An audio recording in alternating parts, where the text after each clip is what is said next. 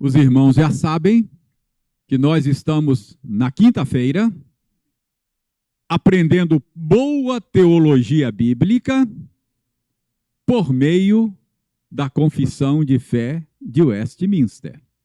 Porque a confissão de fé não é outra coisa senão a compilação, a estruturação do conteúdo da Bíblia. A confissão de fé pegou o conteúdo da Bíblia e organizou em tópicos para nós. Isso facilita, não é? O nosso estudo da Escritura. Os tópicos já estudados estão aí. Já estudamos 7 tópicos, 7 capítulos. E estamos agora estudando o capítulo de número 8, que trata de Cristo, o mediador. Na última quinta-feira, nós começamos a analisar, começamos a destrinchar o parágrafo 1º.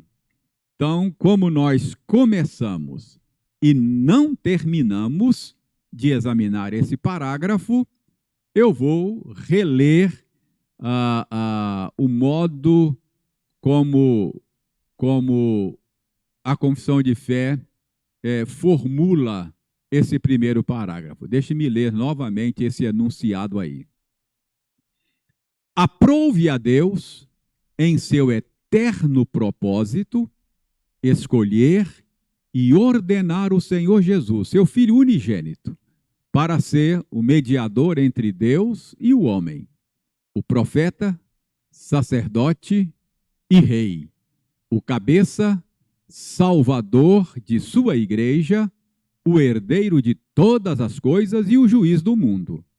E deu-lhe desde toda a eternidade um povo para ser sua semente e para, no tempo devido, ser por ele remido, chamado, justificado, santificado e glorificado. Então, esse é o enunciado que nós começamos a destrinchar. O que nós vimos já, o que foi que nós destacamos nesse enunciado na última aula? Nós já vimos que Deus decidiu se relacionar conosco por meio de um mediador. Aprove a Deus. Esse foi o desígnio de Deus. E vimos que o mediador escolhido não foi outro senão o Senhor Jesus Cristo. E aprendemos também que essa escolha do mediador não se deu no tempo. Essa escolha do mediador se deu na eternidade. Aprove a Deus em seu eterno propósito. Então, nós explicamos e vimos que é por isso que a Bíblia fala, por exemplo, Apocalipse fala, não é? Que é a Bíblia. Lá no Apocalipse diz que Jesus Cristo é o Cordeiro que foi morto antes da fundação do mundo. Então, vimos que ele foi designado para esse papel de mediar a relação de Deus conosco antes da fundação do mundo. Curiosamente, eu não disse na semana passada, me escapou, eu queria dizer, mas eu vou dizer agora. Eu vou chamar a sua atenção para Romanos 5,14. Dá uma olhada em Romanos 5,14. Abra a sua Bíblia em Romanos 5,14. Algo interessante aqui e digno de observação. Aí em Romanos 5, Paulo está fazendo um paralelo entre Adão e Jesus Cristo. Jesus é chamado de o último Adão. Então, houve um mediador lá na criação, Adão, que desobedeceu, rebelou-se contra o Senhor, Então, Deus entra em cena um outro mediador, que é Jesus Cristo. Mas acontece que nós estamos aprendendo aqui que Jesus Cristo foi escolhido mediador antes da fundação do mundo. Muito importante isso. Olha como é que Paulo fala em Romanos 5,14. Ele diz assim, ó, entretanto, reinou a morte desde Adão até Moisés, mesmo sobre aqueles que não pecaram à semelhança da transgressão de Adão. Agora preste atenção. O qual prefigurava aquele que havia de vir. Gente, essa observação é muito interessante. Alguns detalhes que a gente lê a Bíblia assim e não presta atenção. Está dizendo que Adão, o primeiro mediador, ele era uma figura antecipada. Ele prefigurava aquele mediador que já estava planejado antes da fundação do mundo. Ele prefigurava o mediador que haveria de vir. Isso é muito importante para corrigir o entendimento que a gente tem, às vezes, assim, de maneira inconsciente. Normalmente a gente tem na mente o seguinte: Deus tentou um plano, colocou Adão lá como mediador, mas Adão pisou na bola. Plano de Deus fez água, foi para o brejo. Aí Deus, rapidinho assim, lançou mão de um plano B para não colocar tudo a perder. A gente tem essa ideia. De maneira tácita, a gente pensa assim, o plano era Adão, sabe? Esse era o plano A. Mas aí, como não funcionou, não rolou, aí Deus teve que, de repente, lançar mão de um plano B com Jesus Cristo. Não. Paulo está dizendo que o plano A, o plano idealizado antes da fundação do mundo, é Cristo como mediador. Adão prefigurava o mediador que havia de vir. É isso que a nossa confissão de fé ensina. Que aprove a Deus, em seu eterno propósito, estabelecer Cristo como o mediador da aliança, o mediador do pacto, o mediador da relação de Deus conosco. Tranquilo?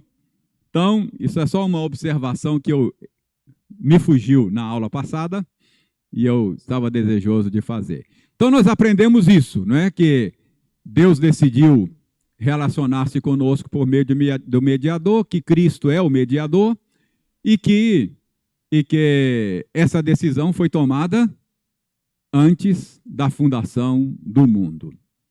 Nós aprendemos também, na aula passada, que neste papel de mediador, Jesus Cristo exerce 3 diferentes ofícios. Está aí, não é? Profeta, sacerdote e rei, não é? Então, ele é o profeta, é aquele que faz mediação falando conosco em nome de Deus. Ele é sacerdote, ele fala com Deus em nosso nome, intercede por nós. E ele é rei, é por meio dele que Deus governa o seu povo, não é? Ele foi colocado como cabeça e salvador de sua igreja. Aprendemos isso também na semana passada. Então, feita esta rápida recapitulação, vamos para frente, né? Vamos prosseguir destrinchando aqui esse parágrafo. Agora diz aí que Deus também fez de Jesus Cristo como mediador, o mediador, né? Ele fez de Jesus Cristo o mediador, o herdeiro de todas as coisas. Então, a Bíblia diz que Jesus Cristo foi feito herdeiro de todas as coisas. E nós, por causa da nossa união com Ele, por causa da nossa ligação com Ele, nos tornamos co-herdeiros juntamente com Ele. De fato, o herdeiro de todas as coisas é Jesus. Todas as coisas foram criadas por Ele, são mantidas por Ele, e foram criadas para Ele. Então, Ele é o eixo central em torno do qual tudo gira. Nós nos tornamos herdeiros de Deus por causa da nossa união com Ele. Vamos ver a Bíblia ensinar isso de maneira muito clara? Olhem Hebreus, capítulo 1. Hebreus, capítulo 1. Dê uma olhada nos versos 1 e 2 do capítulo 1. Alguém leia para nós aí. Hebreus, capítulo 1, versos 1 e 2.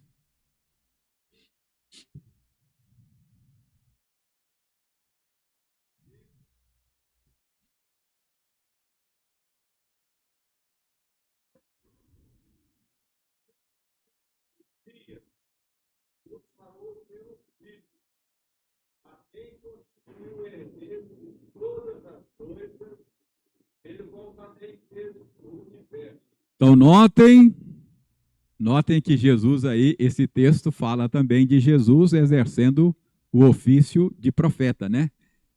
Tendo Deus outrora falado muitas vezes e de muitas maneiras aos pais pelos profetas, aqueles profetas do Antigo Testamento era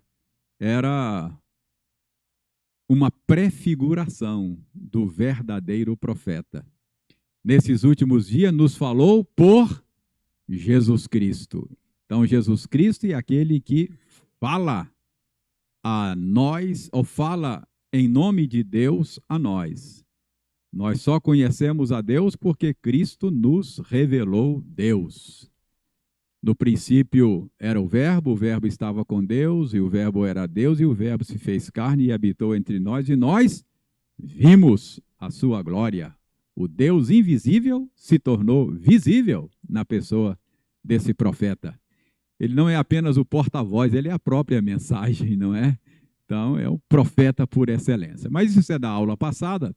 Só quero mostrar aí que o escritor de Hebreus está dizendo que ele foi feito herdeiro de todas as coisas. Para que Deus criou todas as coisas? Para dar de presente para o seu filho, honrar o seu filho. Entendeu? A criação foi trazida à existência para ser dada a Cristo. Ele é o herdeiro de todas as coisas. Ele é o centro de todas as coisas. Ele é o eixo em torno do qual todas as coisas giram. Se você tira Jesus Cristo da equação, tudo se desintegra. Nada faz sentido, nada tem propósito. Jesus é tudo, não é? Então, ele é o herdeiro de todas as coisas.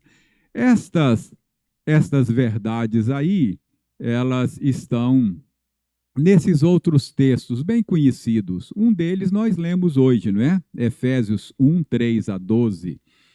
Talvez você releia lá e você vai perceber como que cada versículo menciona Jesus naquela longa doxologia que nós lemos. Não é? Bendito seja Deus e Pai, que nos tem abençoado com toda sorte de bênçãos espirituais em Cristo Jesus. nele, repete várias vezes, no amado, não é? Nos predestinou para ele. Deus revelou a nós o beneplácito da sua vontade, que é fazer convergir todas as coisas na plenitude dos tempos em Cristo Jesus. Né? Nele também nós fomos adotados, nos tornamos filhos por causa da nossa ligação com ele. Enfim, não há nenhuma dúvida quanto à centralidade de Jesus Cristo. Ele é o herdeiro de todas as coisas. E Romanos 11:36 é aquela passagem que todos nós conhecemos, né? Porque dele, por meio dele e para ele são todas as coisas. A ele, pois, a glória eternamente. Amém. Então, nós aprendemos aqui que esse mediador, ele é o herdeiro de todas as coisas. Além disso, esse mediador escolhido por Deus, além de ser o herdeiro de todas as coisas, ele foi estabelecido também como juiz do mundo, juiz do universo. Dê uma olhada em Atos, capítulo 17, abra sua Bíblia no livro dos Atos dos Apóstolos, capítulo 17, versos 33 e 34, são palavras do apóstolo Paulo, ditas lá naquele famoso sermão que ele pregou em Atenas, lá no Areópago, versos 30 e 31. Alguém leia para nós?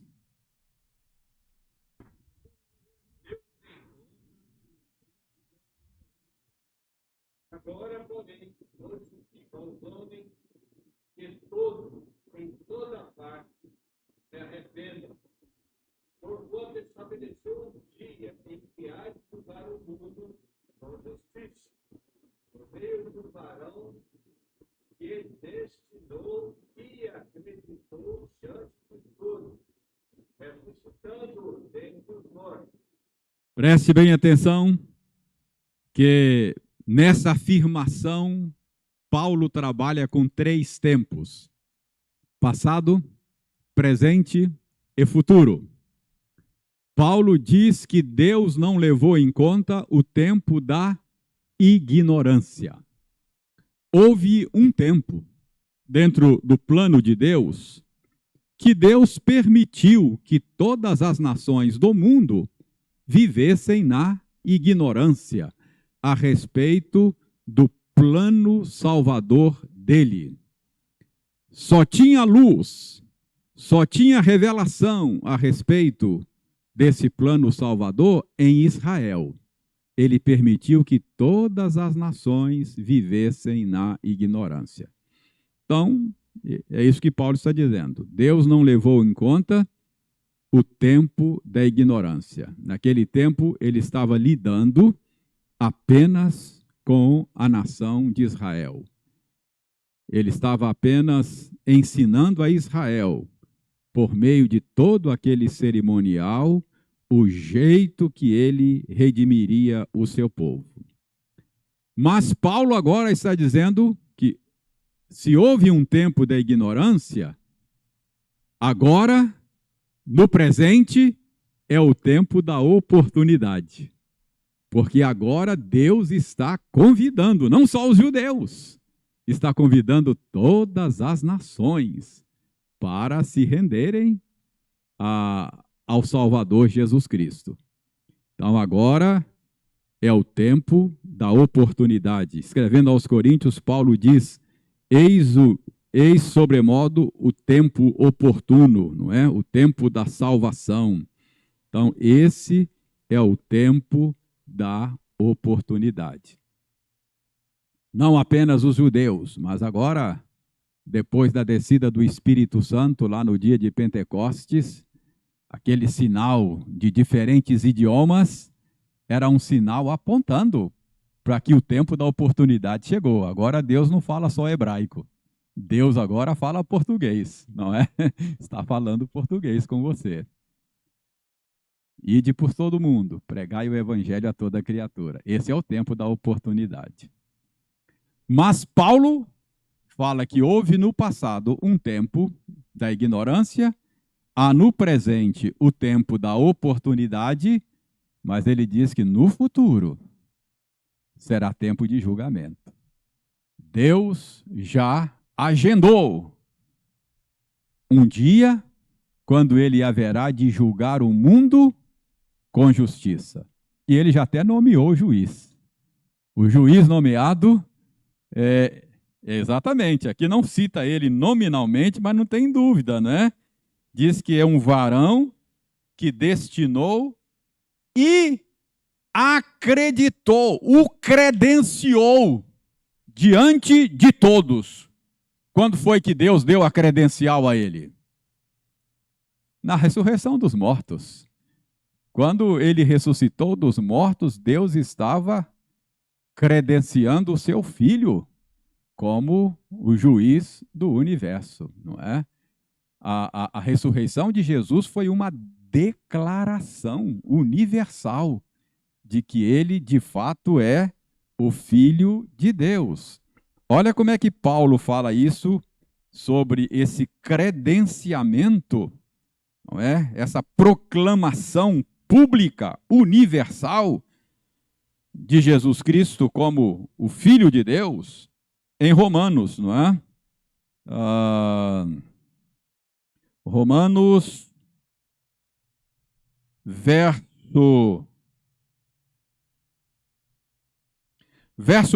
4 do capítulo 1. Alguém leia Romanos 1, verso 4.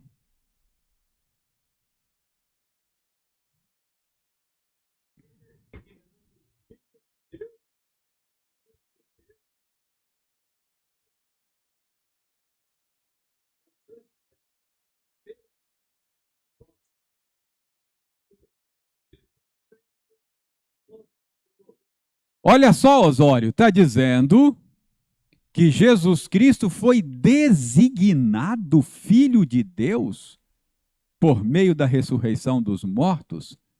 Então, antes ele não era filho de Deus? Não, não é isso. Foi designado no sentido de Deus fazer uma declaração pública, não é? Deus já tinha feito declarações anteriores, né? Lembra do batismo dele? Eis o meu filho amado, não é? Em quem eu tenho prazer. O próprio Moisés disse lá no passado que Deus levantaria um profeta semelhante a ele, e a alma que ouvisse esse profeta haveria de viver.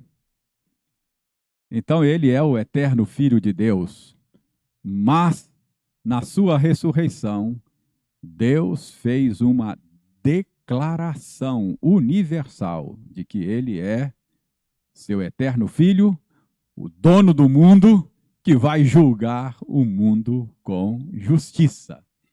Então, isso está muito claro aí nas páginas da Bíblia, ok?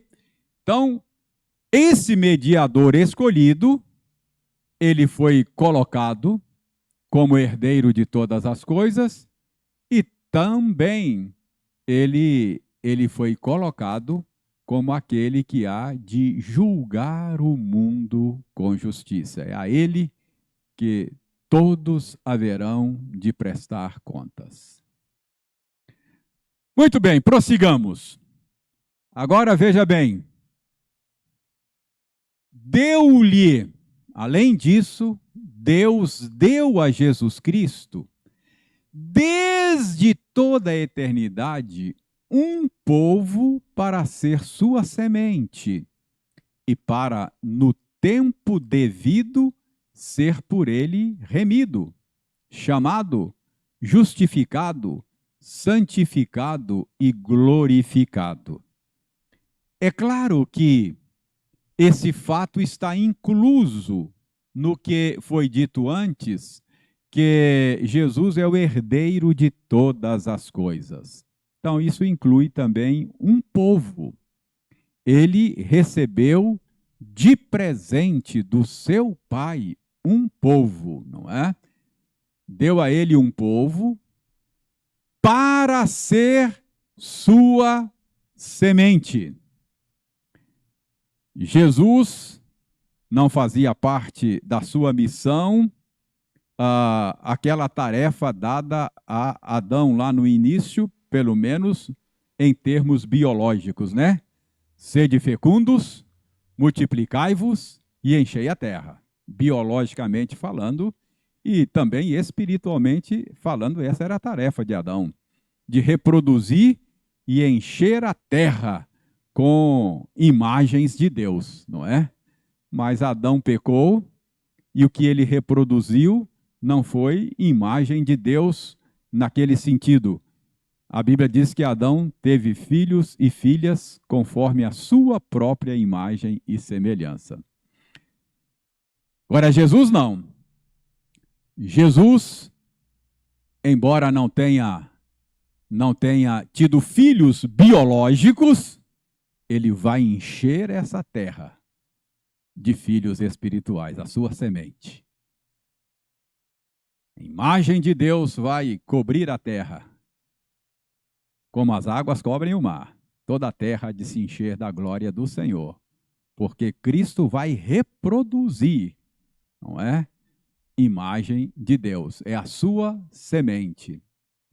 Olha em Isaías 53:10. Olha em Isaías 53:10.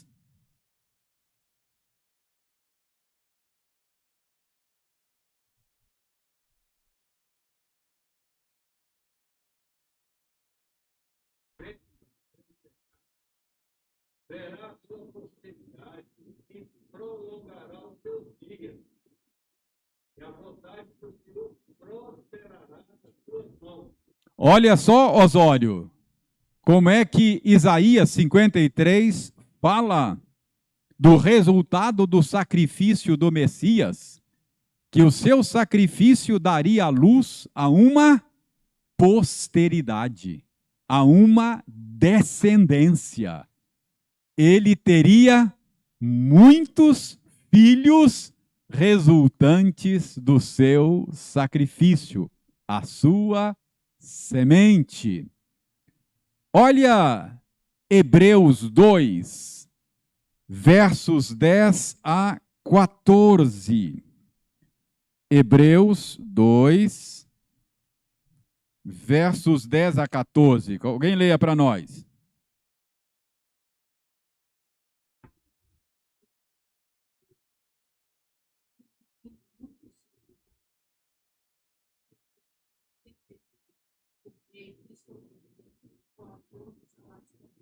Então está dizendo aí que o plano de Deus é conduzir muitos filhos à glória. Continue lendo.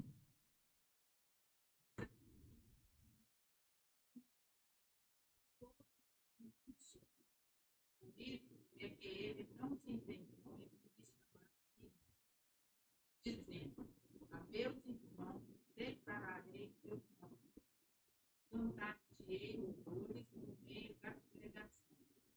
E outra vez eu porei dele a minha confiança. E ainda, eis aqui estou eu e os filhos que Deus me deu. Olha essa expressão, eis aqui estou eu e os filhos que Deus me deu, que é uma citação de Isaías 8:18, que o escritor de Hebreus coloca nos lábios do Messias. Então, ele está dizendo que esta é uma frase messiânica. É Jesus dizendo e se apresentando ao Pai. Aqui estou eu e os filhos que o Senhor me deu. Então, nós, a igreja, somos a semente que Deus deu de presente para honrar o seu filho. Olha como é que Jesus ora na sua oração sacerdotal. João 17. Ele se refere a nós, os que nele creem, como aqueles que o Pai me deu. Então, veja lá, João 17, verso 6.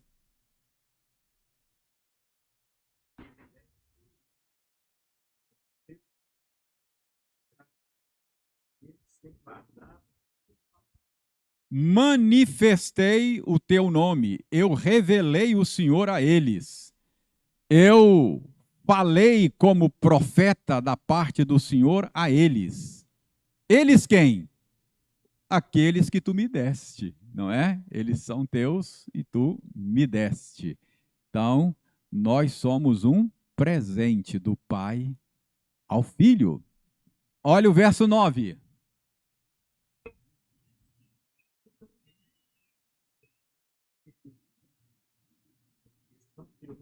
Se no verso anterior Jesus falou como profeta, revelei o teu nome aos que me deste, agora Jesus está falando como sacerdote. Eu intercedo por eles. Eles quem?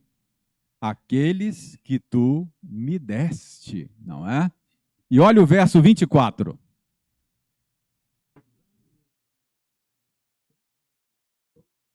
Estejam também comigo os que te vestem. Ele, a minha glória, ele me amaste antes da fundação do mundo.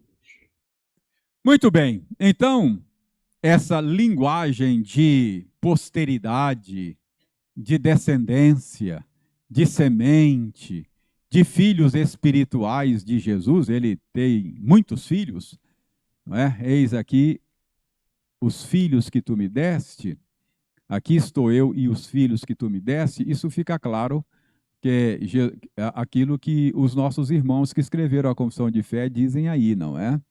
Que Deus deu a ele um povo para ser, por meio dele, não é? Ou nele, remido, chamado, justificado, santificado e glorificado, não é? São expressões que falam de aspectos da obra salvadora. A salvação é uma obra ampla de ela possui vários aspectos. É como um diamante multifacetado, né? Dependendo do ângulo que você olha, você percebe uma beleza. Então a obra de Cristo ela é multifacetada. O que Cristo fez para salvar você? Remiu, não é? Remissão, redimir. Remir o conceito é a ideia de libertar alguém mediante o pagamento de um preço, não é? Eu disse aqui há pouco tempo que às vezes a gente usa isso de alguém que está lá para ser substituído por você, né? Está lá preso lá no posto, ele não pode sair enquanto você não chegar, né? Fala, eu preciso de peça, tem que remir o fulano. Não é assim que você fala? Tem que remir o fulano. Ele só pode sair depois que eu chegar lá. Ele está preso lá. A minha chegada vai remi-lo. Ele vai poder ir embora. Então, nós éramos escravos do pecado, de Satanás, não é? Estávamos presos e ele nos libertou mediante o pagamento de um preço, não é? Outro aspecto do que ele faz é que nós fomos chamados.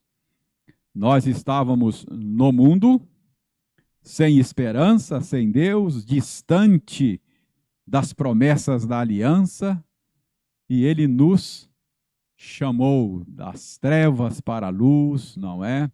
Ele nos chamou, e aí é chamado eficaz, não é? Como é que Deus faz isso? Mudando o nosso coração, tirando o coração de pedra, dando um coração de carne sensível à voz dele.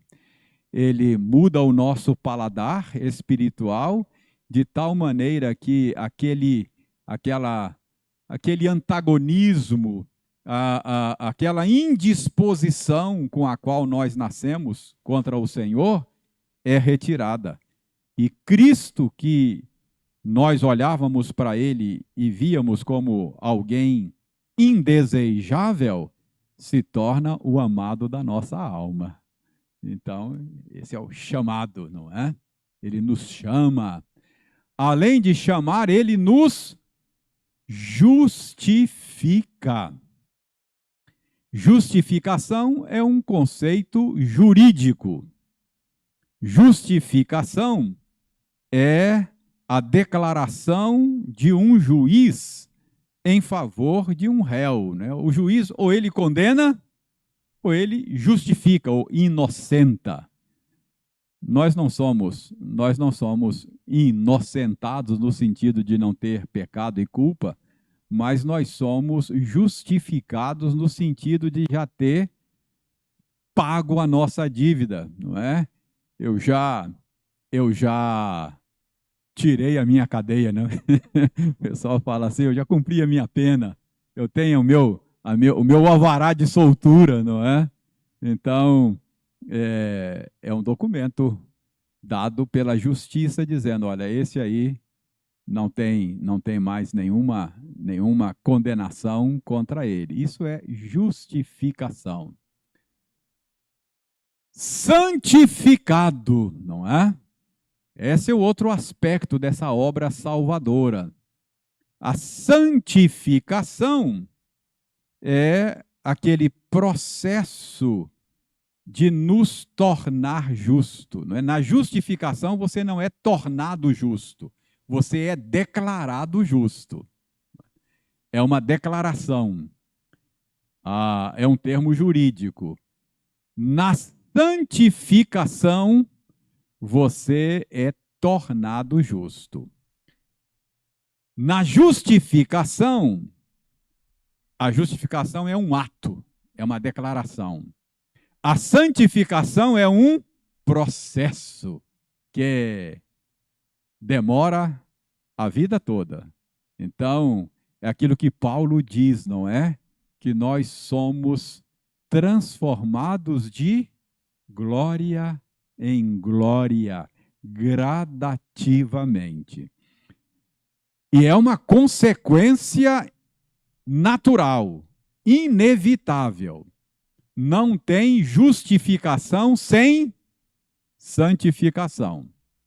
Se o seu pacote de salvação veio faltando santificação, pode devolver que não veio do céu, não. Percebe? Quer dizer, aos que justificou, ele também santifica, não é? Então você é santificado ao longo da vida. Você certamente você ainda não é o que deveria ser. Entendeu? Mas você também não é o que poderia ser. Percebe? Entendeu?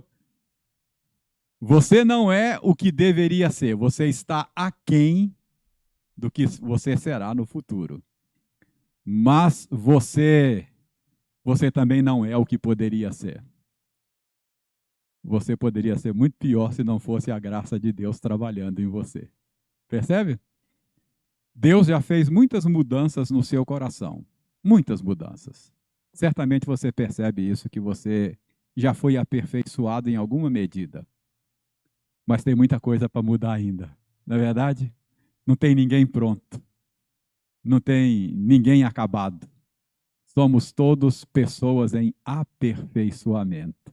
Isso é santificação. Deus está nos santificando. E Ele nos chama para participar disso, não é? Desenvolvei a vossa salvação, diz Paulo, com temor e tremor. Por quê? Porque é Deus que está operando isso em você. Então você é chamado a participar, certo de que terá sucesso, porque Deus está operando em você. Você não pode fazer isso na sua própria força, você não pode fazer isso com os seus próprios recursos, mas você pode fazer porque Deus está operando em você, na força que Deus supre. Isso é santificação. E o outro aspecto dessa salvação que Cristo nos dá é a glorificação, que é a consumação desta obra que Deus está realizando. Não é isso que diz o apóstolo João? O apóstolo João diz que, filhinhos, ainda não, vocês já são filhos de Deus, mas ainda não manifestou o que vocês haverão de ser. Porque quando ele se manifestar, vocês serão semelhantes a ele. Então, é a glorificação. Você vai se tornar um ser humano perfeito na vinda de Cristo Jesus. Então, a esses que Deus deu a Cristo, deu para quê? Para realizar essa obra na vida deles. Então, Deus deu a Cristo um povo na eternidade para ser a sua semente e no tempo devido ser por Cristo remido, chamado, justificado, santificado e glorificado. Tudo isso no tempo devido. Você ainda não foi glorificado, mas no tempo devido será. Por quê? Porque aquele que começou a boa obra em vós há de completá-la. Ele mesmo fará isso, entendeu? Isso é obra dele. Veja 1 aos Coríntios. 1 aos Coríntios, deixa eu ver se eu estou certo aqui, porque é um texto que me ocorreu agora.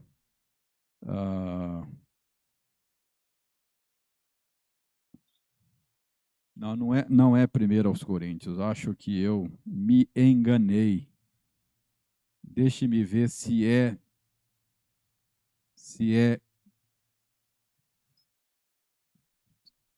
Filipenses. Deixe-me ver se é Filipenses. Se não for, a gente prossegue. Uma lembrança que me veio aqui.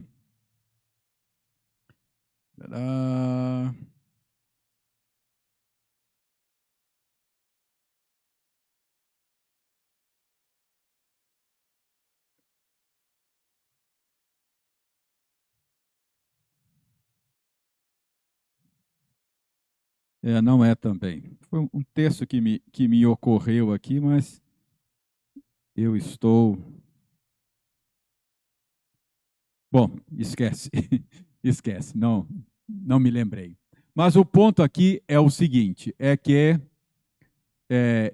esse povo que foi dado a Cristo pelo Pai vai ser salvo nesse sentido aí. Tranquilo aí? Então, encerramos aqui o primeiro parágrafo do capítulo 8. Cristo como mediador. Alguma pergunta? Alguma colocação? Alguma dúvida? Então, deixe-me, pelo menos, introduzir o parágrafo 2.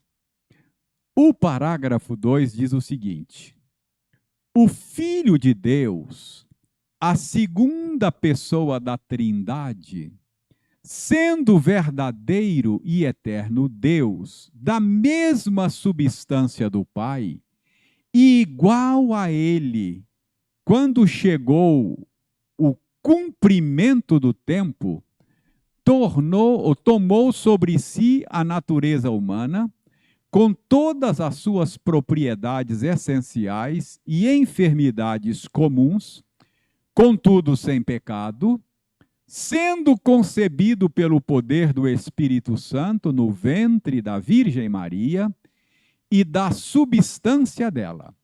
As duas naturezas inteiras, perfeitas e distintas, a divindade e a humanidade, foram inseparavelmente unidas em uma só pessoa, sem conversão, composição ou confusão. Essa pessoa é verdadeiro Deus e verdadeiro homem, porém, um só Cristo, o único mediador entre Deus e o homem. Você se lembra que quando analisamos o parágrafo primeiro, eu disse a vocês que lá no parágrafo primeiro, o modo como se refere ao mediador sugere que ele é uma pessoa de natureza teantrópica, é uma pessoa teantrópica. Lembra que eu falei? Para fazer essa mediação, ele tem que ser ao mesmo tempo Deus e homem. Usei aqui até a figura ou a metáfora de um intérprete, não é? Que pudesse fazer a conexão entre pessoas que não falam o mesmo idioma. Então, lá no primeiro parágrafo, isso está sugerido, porque ele é chamado de Senhor Jesus. Senhor é um nome divino e Jesus é um nome humano. Filho unigênito, não é? Então, esses termos sugerem a natureza teantrópica do mediador. Ele tem que ser Deus e homem ao mesmo tempo. Mas agora, nesse parágrafo 2, aquilo que é sugerido lá no parágrafo 1 é explicitado aqui. Então, aqui, nesse parágrafo, a confissão de fé vai explicar para você e para mim a pessoa teantrópica de Jesus. Ok? Então, veja bem. Quem é o mediador? Ele é o Filho de Deus, a segunda pessoa da Trindade, verdadeiro e eterno Deus, da mesma substância do Pai e igual a Ele. Então, para ser mediador, ele tem que ter uma natureza divina. Será que a Bíblia ensina isso, que Jesus tem uma natureza divina? Tem gente que acha que não tem.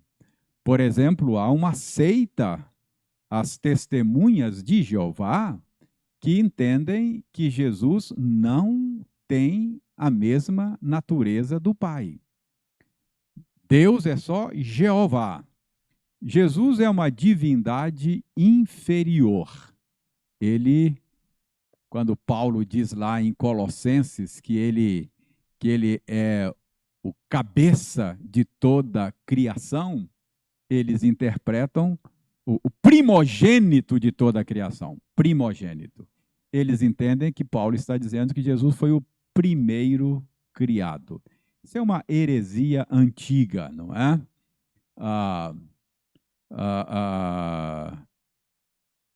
Houve uma controvérsia lá nos primeiros séculos do cristianismo, ficou conhecida como a controvérsia ariana.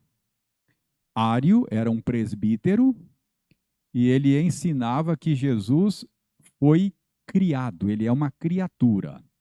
Ário diz, ele não foi criado no tempo, mas ele foi criado na eternidade. Ele foi o primeiro criado. Antes de haver tempo, qualquer outra criatura, ele foi criado. Então, lá na eternidade, houve um tempo quando Deus não tinha um filho. Então, Deus deu a existência ao seu filho. O filho não é eterno. Então, a nossa tradição não concorda com isso. A nossa tradição diz, não, Jesus... Nossa tradição, não. Isso está a nossa tradição, porque nós estamos estudando aqui um documento nosso. Mas isso é da ortodoxia cristã, não é? Isso, os credos ecumênicos, isso é, que todo cristão subscreve, como o credo de Calcedônia, e esses credos antigos, deixa isso muito claro. Jesus é da mesma natureza do Pai. Como é que eu posso chegar a essa conclusão na Bíblia? Não é difícil você descobrir que Jesus é da mesma natureza do Pai. Se você olhar, por exemplo, o ensino de Jesus, dê uma olhada em Mateus 5, 11 e 12.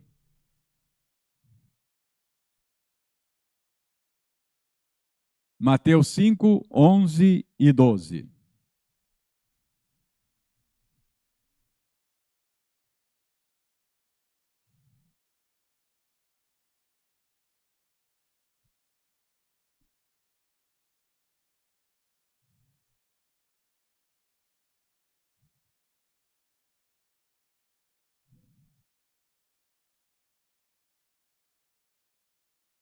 Olha só, Marilza, como é que Jesus coloca em pé de igualdade a natureza da perseguição que os apóstolos sofriam por causa dele, com a perseguição que os profetas do Antigo Testamento sofriam por causa de Deus, Jeová. Entendeu? Ele diz que são coisas da mesma natureza. É a mesma bem-aventurança. Ele está dizendo para os apóstolos, vocês são bem-aventurados quando você for perseguido por minha causa. Do mesmo jeito que os profetas eram perseguidos por causa do Deus de Israel. É a mesma bem-aventurança. Por quê? O Deus de Israel e eu somos um. Percebe? Ser perseguido pelo Deus de Israel no Antigo Testamento e ser perseguido por Jesus no Novo Testamento é a mesma coisa, não é? Não é uma perseguição menor, não é uma perseguição, não é uma bem-aventurança menor, é do mesmo jeito. Então, Jesus deixa isso muito claro. Os profetas transmitiam a palavra de Iavé. Jesus não fala em nome de ninguém, né? Jesus é um profeta diferente. Ele fala em seu próprio nome. Como é que os profetas falavam no Antigo Testamento? Veio a palavra do Senhor ao profeta Jeremias e disse: assim diz o Senhor. E dava a mensagem. Não é assim? E Jesus, como é que Jesus fala? Eu, porém, vos digo. Olha, agora é como se o Senhor não tivesse mandado o recado, agora ele veio. É ele que está falando, não é? Ouvistes o que foi dito pelos antigos. Eu, porém, vos digo. Então, Jesus é Deus, não é? Jesus coloca a lealdade a si mesmo acima da lealdade à família. Vocês sabem que lealdade familiar tem um valor enorme na Escritura. Honra a teu pai e a tua mãe. Jesus disse lá que se você... lembra lá a desculpa que os fariseus davam para não cuidar dos pais, não é? Aqueles que não cuidam dos de casa têm negado a fé e são pior do que os incrédulos. Isso é muito valorizado. No entanto, Jesus falou assim: quem amar o seu pai e sua mãe mais do que a mim, não é digno de mim. Não terás outros deuses acima de mim. Então, a lealdade última, não é? O amor primeiro é a Deus. E Jesus, então, se vê como Deus. Jesus fala de si mesmo como a fonte da vida. Lembra? Eu sou o pão da vida. Conversa com a mulher samaritana. Isso fica claro que ele é Deus, porque Deus é a fonte da vida. Então, se você olhar o ensino de Jesus, você vai concluir que ele é Deus. Se você olhar como nomes e títulos divinos são atribuídos a Jesus na Bíblia, você vai chegar à conclusão de que ele é Deus. Mas nós vamos deixar isso aqui para a próxima, para a próxima aula. Já tomei aí 9 minutos de vocês. Mas aqui, nesse parágrafo, a confissão de fé vai destrinchar a pessoa teantrópica de Jesus. Por enquanto, estamos só focalizando a sua divindade. A pergunta que estamos respondendo é: a Bíblia ensina que Jesus é Deus? A resposta é sim, e eu estou mostrando isso para vocês. Semana que vem a gente retoma.